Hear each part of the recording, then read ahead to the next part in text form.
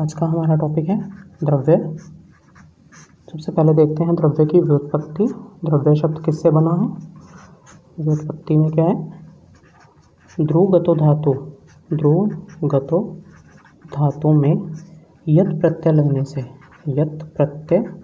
लगने से द्रव्य शब्द बना है। ध्रुवगतो धातु में यत् प्रत्यय लगने से द्रव्य शब्द बना है और जिसका अर्थ होता है गति। गति मतलब यहाँ पर एक तरह से मूवमेंट, जिसका अर्थ होता है गति। और गति के तीन अर्थ हैं। गति के तीन अर्थ होते हैं। फर्स्टली ज्ञान, गमन और थर्ड है प्राप्ति। तो गति के तीन अर्थ में यूज़ करते हैं हम, ज्ञान के रूप में, गमन के रूप में और प्राप्ति के रूप में हम द्रव्य का प्रयोग करते हैं। और आगे आ जाती है इसकी निरुक्ति, द्रव्य की निरुक्ति। अब देखते हैं निरुक्ति क्या है। तो द्रवति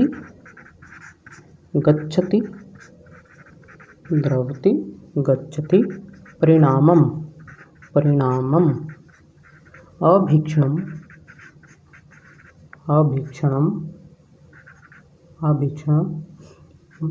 इति द्रव्यम। मतलब क्या हुआ इसका? जो सदा परिणाम को प्राप्त होता है, जो सदा परिणाम को प्राप्त होता है। और या अथवा हम क्या कह सकते हैं, जिससे परिणाम का ज्ञान होता है,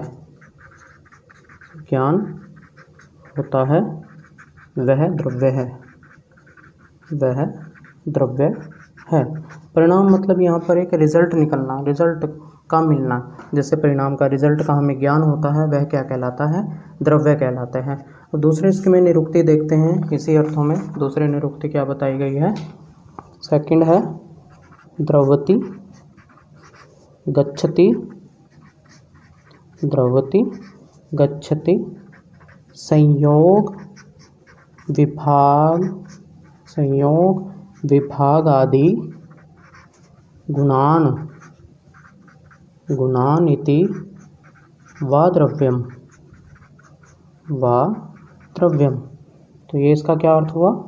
जो संयोग विभाग को प्राप्त होता है, जो संयोग विभाग को प्राप्त होता है, वह द्रव्य है। ठीक है। संयोग और विभाग मतलब जैसे हमने पिछले उसमें पढ़ा था परिणाम को प्राप्त होता है, वैसे ही ये है। यहाँ पर परिणाम की जगह संयोग और विभाग को प्राप्त होता है, वह क्या कहलाता है? द्रव्य कहलाता है। अब देखते हैं द्रव्य के लक्षण। द्रव्य लक्षण फर्स्ट जो है, यत्र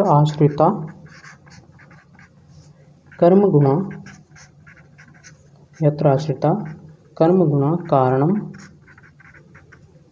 समवायी यत्तद् द्रव्यम। ये किसने बताया? चरक ने सूत्र स्थान में अध्याय 1 और श्लोक नंबर 50 में ये बताया है। यत्र आश्रिता कर्म गुणा कारणम समवायी यत्तद् द्रव्यम। जिसमें यत्र मतलब जहाँ पर या जिसमें कर्म और गुण आश्रित होकर रहते हैं, आश्रित हों। और दूसरा किस तरह से आश्रित होंगे? वो कारणम समवायी कारण से रहते हों, समवायी कारण से रहते हों, वह क्या कहलाता है? द्रव्य कहलाता है। जिसमें गुण और कर्म या कर्म और गुण आश्रित होकर रहते हैं, वो आश्रित कैसे? समवायी कारण से आश्रित होकर रहते हैं, वो क्या कहलाता है? द्रव्य कहलाता है। अब यहाँ पर हमने समझना है समवायी कारण।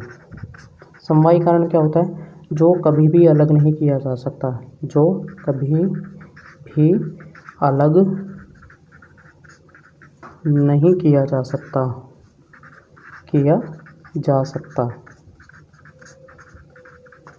यहाँ पर हम बात करें कोई संबंध दो प्रकार के होते हैं।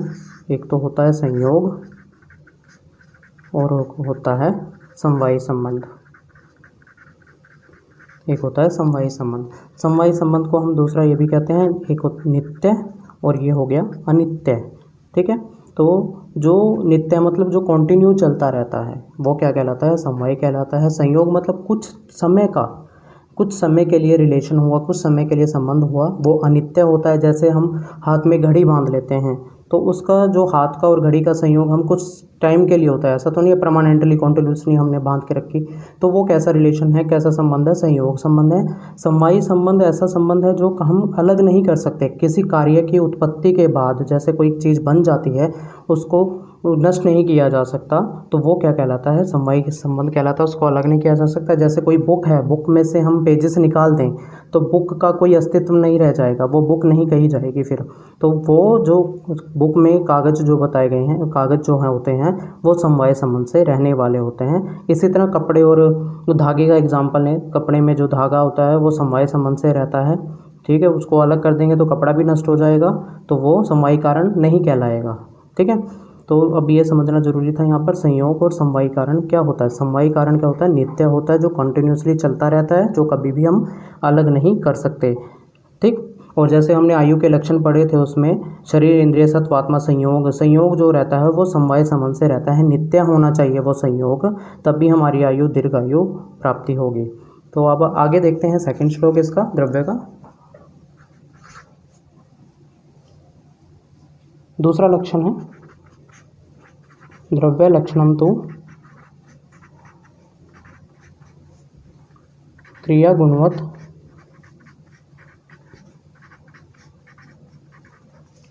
समवायी कारणम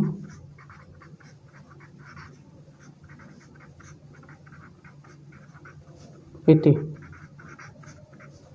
ये किसने बताया? सुश्रुत ने। द्रव्य लक्षणम तो क्रिया गुणवत् समवायी कारणम इति। तो इसमें भी जो गुण और कर्म है, क्रिया मतलब यहाँ पर कर्म, क्रिया मतलब कर्म, गुणवत् मतलब गुणवान जो होता है, जिसमें गुण रहते हैं और कैसे रहते हैं? समवायी संबंध से रहते हैं, वो क्या कहलाते हैं? वो क्या कहलाता है? द्रव्य कहलाता है। द्रव्य लक्षणम तो क्रिया गुणवत् समवायी कारणम, जिसमें क्रिया और गुण, कर्म और गुण समवायी संबंध से रहते हैं, वो क्या कहलाता है? द्रव्य कहलाता है। इसी तरह थर्ड इसमें देखते हैं, थर्ड इसका लक्षण अब क्या है? क्रिया गुणवत् समवायी कारणम इति। ये किसने बताया? वैशेषिक दर्शन ने। वैशेषिक दर्शन, ये भी सेम वैसे ही डेफिनेशन है, क्रिया गुणवत्, जिसमें क्रिया और गुण समवायी संबंध से रहते हैं, समवायी कारण से रहते हैं, वह क्या कहलाता है? द्रव्य कहलाता है। और फोर्थ डेफिनेशन देखते हैं हम, लक्षण देखते हैं गुणाश्रय कर्माश्रयश्च द्रव्यम। ये किसने बोला है? कणाद गौतमीय ने बोला है। और इसका क्या अर्थ होता है? जो गुणाश्रय और कर्माश्रय होना ही, गुणाश्रय और कर्माश्रय होना ही द्रव्य का लक्षण है। जो हमने सबसे पहले डेफिनेशन पढ़ी थी, यत्र आश्रिता कर्म गुणा कारणम समवायी द्रव्यम, उसमें एक वर्ड आ जाता था यत्र आश्रिता। ठीक है, आश्रिता मतलब गुण और कर्म द्रव्य में आश्रित होकर रह रहे हैं। गुण और कर्म द्रव्य में कैसे रह रहे हैं? आश्रित होकर रह रहे हैं। और द्रव्य क्या है? यहाँ पर आश्रय देने वाला है उनको, तो द्रव्य क्या कहलाएगा? आश्रय। ठीक है, और गुण और कर्म उसमें आश्रित होकर रहते हैं, तो द्रव्य आश्रय, और गुण और कर्म को हम क्या कह सकते हैं? दूसरा आश्रय कह सकते हैं। और आश्रय भाव करके आश्रय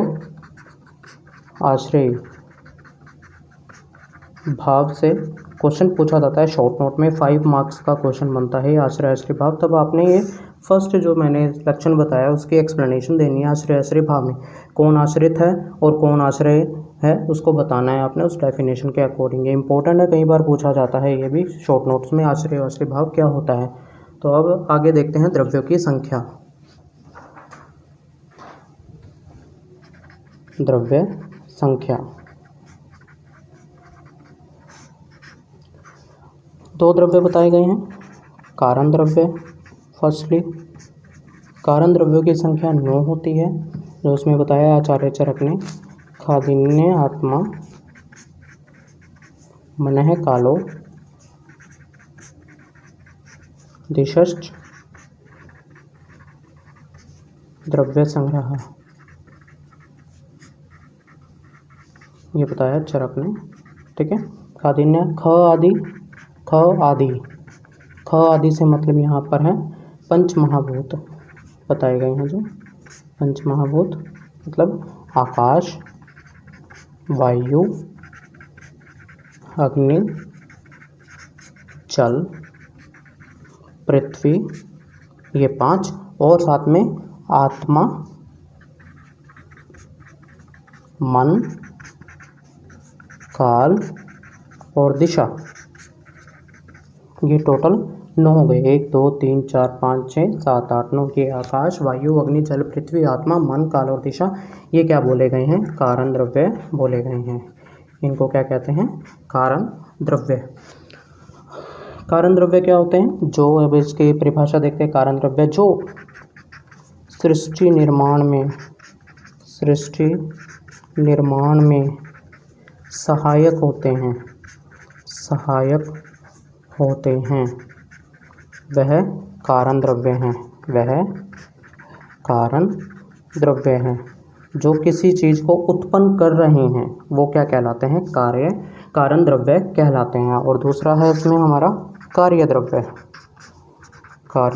द्रव्य। इनकी संख्या असंख्य बताई गई है, और इनकी जो परिभाषा है, जो उत्पन्न होते हैं या हो रहे हैं वह क्या है? कार्य द्रव्य हैं। मतलब कारण द्रव्यों से ही इनकी उत्पत्ति बताई गई है। जो उत्पन्न हो रहे हैं ये क्या है? कार्य द्रव्य कहलाते हैं। द्रव्य वर्गीकरण हमने पहले बात की है। द्रव्य 2 प्रकार के होते हैं, कारण द्रव्य और कार्य द्रव्य। हमने डेफिनेशन की बात कर ली थी वहाँ पर।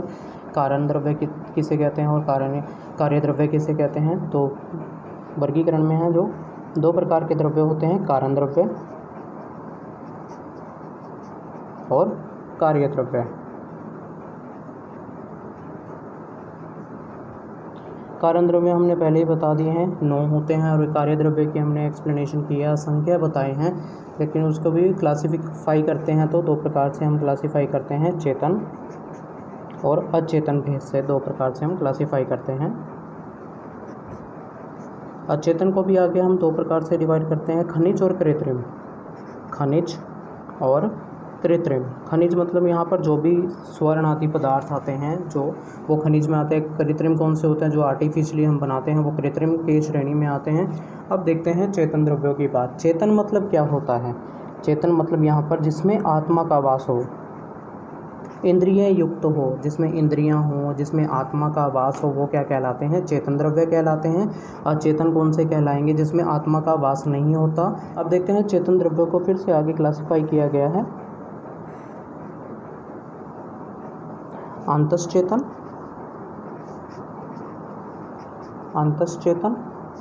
और दूसरा है इसमें बाह्य अंतश्चेतन।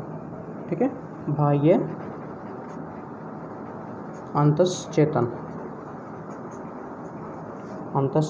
और बाह्य अंतश्चेतन। अंतश्चेतन में फिर से डिवाइड किया गया है वनस्पति, वानस्पत्य, विरुद्ध और औषध।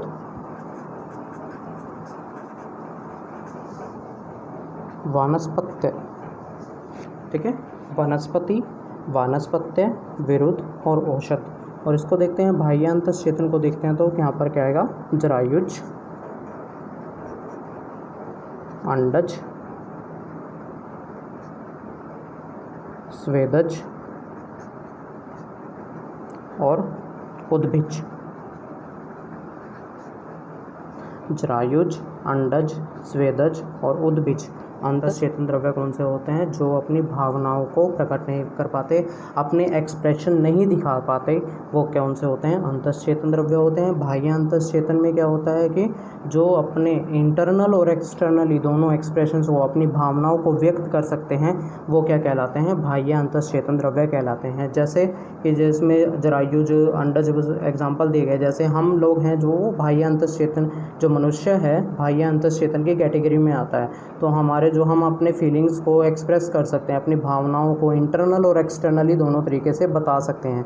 कोई हमें मारने आए तो हम उसका अपना बचाव कर सकते हैं, वो कैसे हो जाता है? बाह्य और अंतःचेतन दोनों कैटेगरी में आ जाता है। और अंतःचेतन में सिर्फ अपनी इंटरनल फीलिंग्स होती हैं और किसी को एक्सप्रेस नहीं कर पाते। और कोई इनको मारने जाता है, किसी फूल को तोड़ने जाते हैं, तो वो अपना बचाव नहीं कर पाते, तो वो क्या है? अंतःचेतन की कैटेगरी में रखे गए हैं। बाकी ये चार जो हैं बाह्य अंतःचेतन की कैटेगरी में रखे गए हैं। वनस्पति क्या होता है? अब देखते हैं वनस्पति क्या है कि जो जिसमें फल तो दिखाई देते हैं लेकिन फूल नहीं दिखाई देते। फॉर एग्जाम्पल पीपल का पेड़ है और वट का पेड़ है। इसमें हमें क्या होता है? फल तो दिखाई देते हैं लेकिन हमें इसमें पुष्प अदृश्य रहते हैं, वो दिखाई नहीं देते, इसलिए इसको क्या कहते हैं? वनस्पति कहते हैं। एग्जाम्पल है पीपल और वट का पेड़। दूसरा क्या है? वानस्पत्य, जिसमें फल और फूल दोनों दिखाई देते हैं। फल और फूल दोनों दिखाई देते हैं, वो क्या कहलाते हैं? उसमें जैसे आम का पेड़ है, अमरूद का पेड़ है, वो वनस्पति की कैटेगरी में आते हैं। विरुद्ध क्या होते हैं? लताएँ। विरुद्ध क्या है यहाँ पर? लताएँ। बेल जो होती हैं उनको क्या बोला जाता है? विरुद्ध बोला जाता है। एग्जाम्पल के तौर पर कैसे? गिलोय की बेल, गिलोय। औषध, औषध क्या होता है? फल पकने के बाद जो वनस्पति नष्ट हो जाती है उसे क्या कहते हैं? औषध कहते हैं। फॉर एग्जाम्पल जैसे जौ, गेहूँ, चावल एक्सेट्रा, ये सभी के सभी किस कैटेगरी में आते हैं? औषध की कैटेगरी में आते हैं। अब देखते हैं जरायुज क्या होता है। जरायुज में जो जरायु मतलब यहाँ पर प्लेसेंटा। जरायु क्या होता है? प्लेसेंटा। जरायु क्या है? प्लेसेंटा। जो प्लेसेंटा जो जरायु से उत्पन्न होते हैं वो क्या कहलाते हैं? जरायुज। ज का मतलब होता है यहाँ पर उत्पन्न होना। ज क्या है? उत्पन्न होना, उत्पन्न होना। जो जरायु से उत्पन्न होते हैं वो जरायुज कहलाते हैं। फॉर एग्जाम्पल मनुष्य हैं, ठीक है।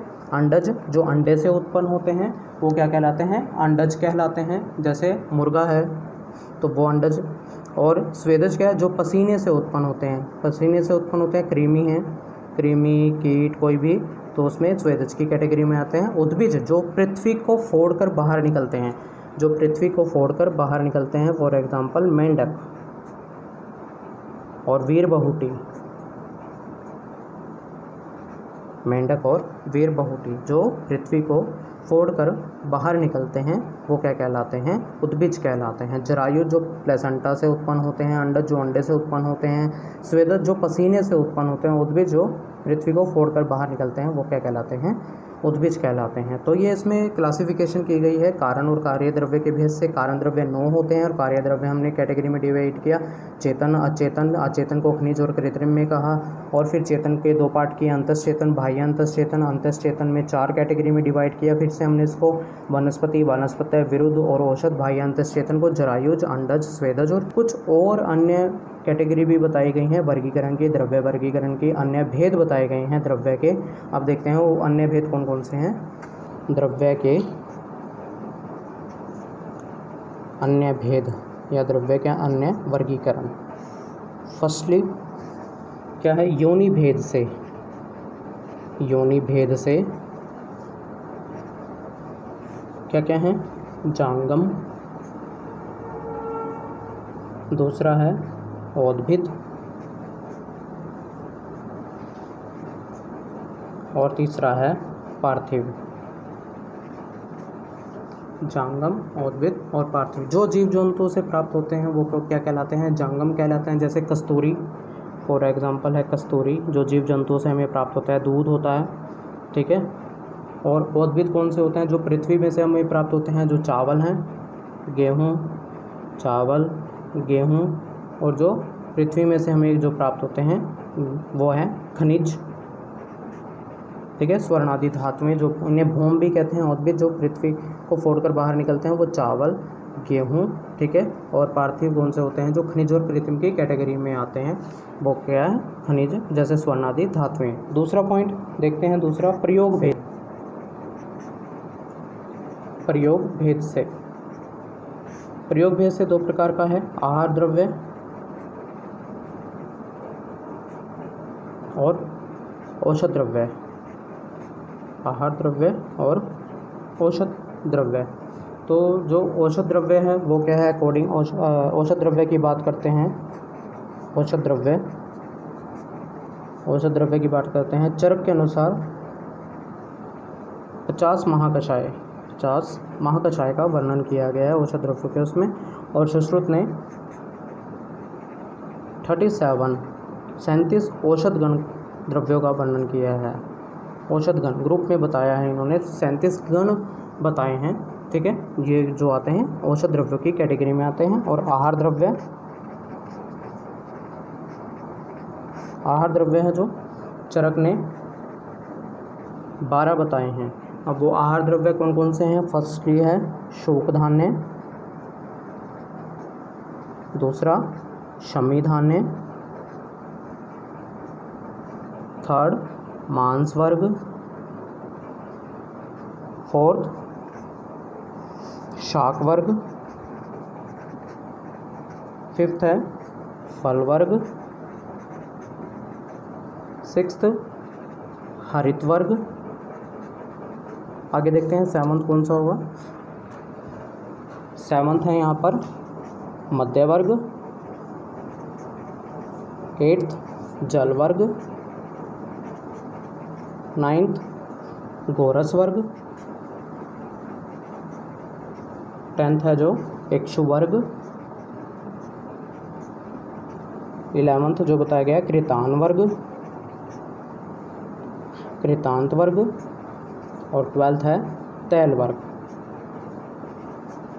तो जो ये वर्गीकरण मिलता है आहार द्रव्यों का, ये चरक के अकॉर्डिंग मिलता है। सुश्रुत ने भी एक्सप्लेनेशन दी है इनकी, जो सुश्रुत के अकॉर्डिंग उन्होंने दो कैटेगरी में डिवाइड किया गया है आहार द्रव्यों को।